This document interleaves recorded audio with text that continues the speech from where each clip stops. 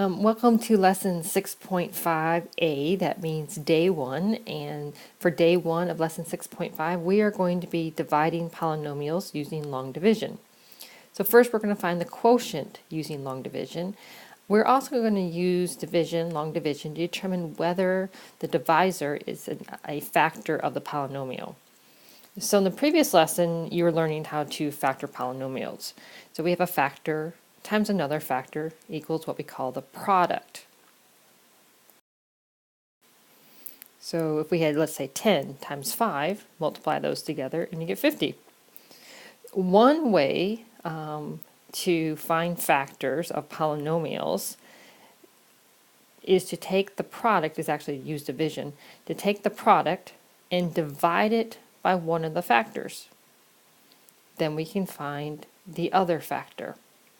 So rather than having to look for a trinomial and use the AC method, or a difference of squares, or the sum of cubes, we can start with the product, divide it by one of the factors, and find the other factor. So for example, we could start with 50, divide by 5, and we get the other factor, 10. So then we have 5 and 10, which are factors of 50. Well, let's say we take 50 and divide it by 6. Well, we get 8 with remainder 2. So 8 does not go in evenly to 50, neither does 6. So when we do polynomial division, just like with integers here, if we end up with a remainder, okay, then neither one of these numbers here are actual factors of 50, or factors of our polynomial. So to show you what this looks like with polynomials, right? Here would be a factored. Here's a factor, x plus 1 times x plus 2. So two factors multiplied to give you x squared plus 3x plus 2. All right, so working backwards, we could actually start with this expanded form of the function x squared plus 3x plus 2, divide it by, let's say, x plus 1, and we can find out the other factor. So by taking a polynomial, dividing it by one of the factors, we can find the other factor, if they actually are factors. Okay, I could maybe make this x plus 4, and when I divide it in here, it's not going to go in evenly. I'm going to have some remainder, and that tells me, well, I guess x plus 4 is not an actual factor. Okay, just to review some terminology real quickly here, whether you are working with integers or you're working with polynomials, okay, we call the dividend, in this case 277, here it's the expression x squared plus 3x plus 2, we call that the dividend, and what we're dividing into the dividend, we call that the divisor. So this would be 12, in this case x plus 1.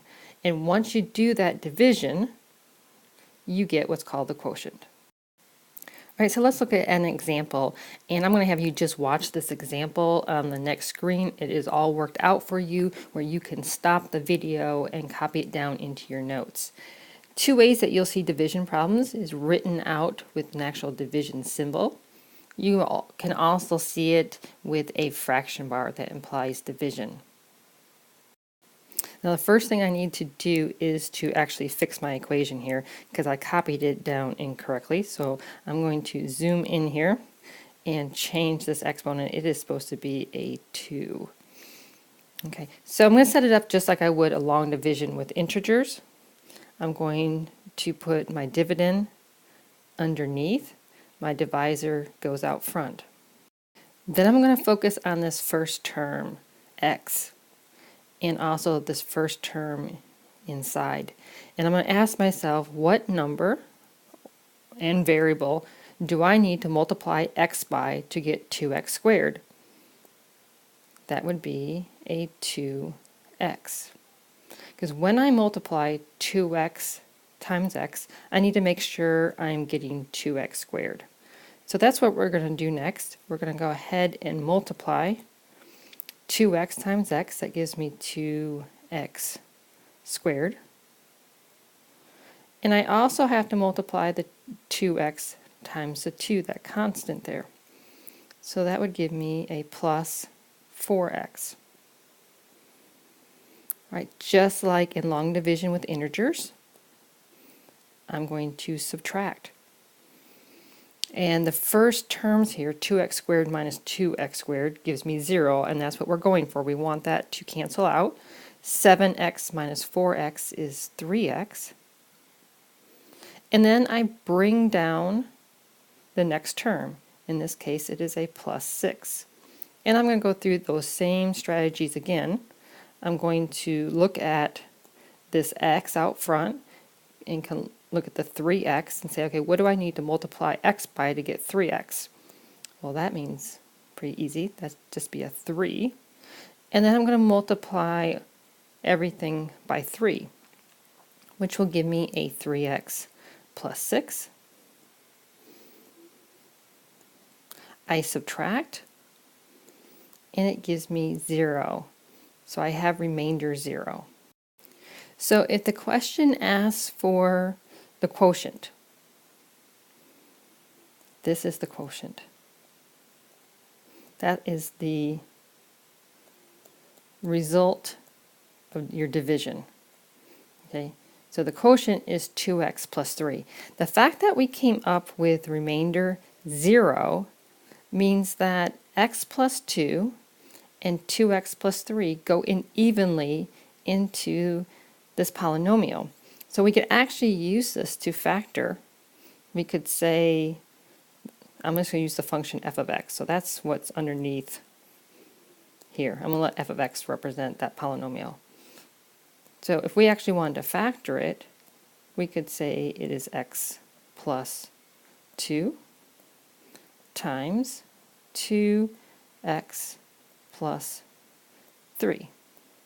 Now that was an easy enough trinomial that we could have used the AC method, but I want to show you how you could use just strictly long division to find those two factors, since our remainder was 0.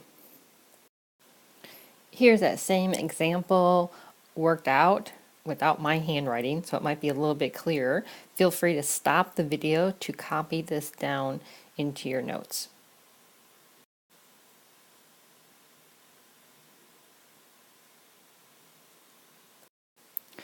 For our next example, we have a polynomial divided by x plus 4. Now I'll tell you right off, I do not know if x plus 4 goes in evenly into this polynomial. We're going to find out by using long division. So let me zoom in here. And we're going to go through the same steps we did in the last problem. So I'm going to focus again on this x out front and this x to the third. What number do I need to multiply x by to get x to the third? Well, that is x to the second. I'm going to use a different colored pen. Then I multiply, so that gives me x to the third plus 4x squared. Let's subtract, and I get 2x squared. Bring down the next term, which is 7x. Again, look at that leading term, 2x squared. What do I need to multiply x to get 2x squared? Well, that would be a plus 2x. Now let's multiply 2x times x plus 4. That gives me a 2x squared plus 8x. I'm going to subtract. Now remember, when you're subtracting, I'm also subtracting the 7 minus 8 over here. So that gives me a negative 1x. Bring down this last term, which is negative 6. And if I multiply x by negative 1, I'll get this negative 1x. So I'm going to put a negative 1 up here. Multiply, so I get a negative 1x times a negative 4. I'm going to subtract those. So be careful with your double negatives. And I have negative 6 minus a negative 4. That's going to leave me a negative 2 down here. Okay, I'm going to zoom out a little bit here. And I am left, notice that there's no more terms over here on the right hand side to bring down. So we are left with the remainder of negative 2. So that tells me that x plus 4 does not go evenly into this polynomial. So it's not a factor, but we can still find the quotient. So the quotient involves this x squared plus 2x minus 1, but it also involves any remainder. And let me show you how we write that answer. Let's move my screen up. We write that by we take part of the quotient there. We have x squared plus 2x minus 1. And then we take the remainder, and I'm going to make that a minus 2 over, and you put it over the divisor, which is x plus 4. So hopefully you can see those pieces. I have this x squared plus 2x minus 1, okay, which came from the top here. And then I have the remainder, this negative 2, over the divisor, x plus 4. And the entire thing is your answer. All of this, okay, would be the answer to the division problem. All right, example 3. I'm just going to get this problem set up and let you finish it. Here we have a polynomial, 6x to the 4th plus 5x to the 3rd plus 2x plus 8.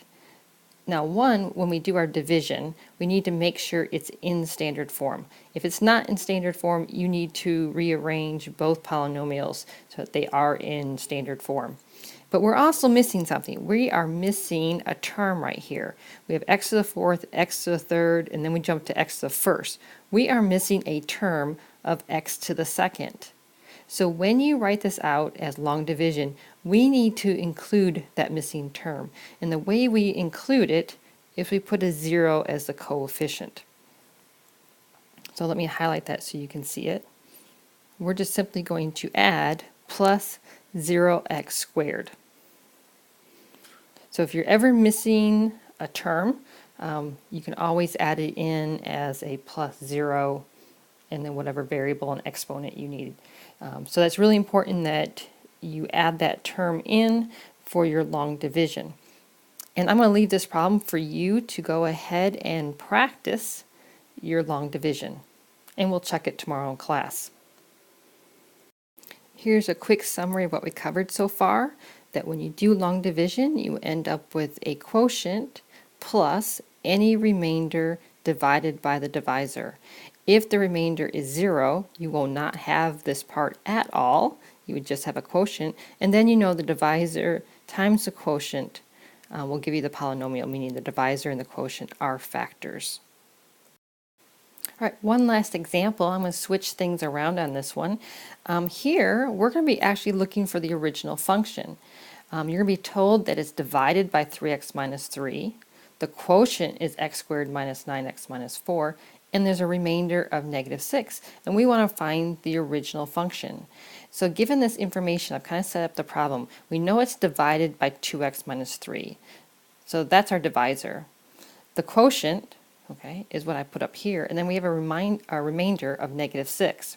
So this is what that problem would look like if I put in my division. This is the original function, f of x. And that's what we want to find. We want to know, okay, what was the original polynomial? Well, let's think about how all this works. We know from like long division with integers that this times this plus any remainder has to give us the original function. So if I multiply 2x minus 3 times x squared minus 9x minus 4, I should get the answer. So if we just take, let me change pen here, 2x minus 3 times it by that x squared minus 9x minus 4, and then we just add the remainder. So I'm going to add that negative 6 at the end. And this is going to give us the original function. So we would have to multiply that out, combine like terms, and that is done for you on the next page.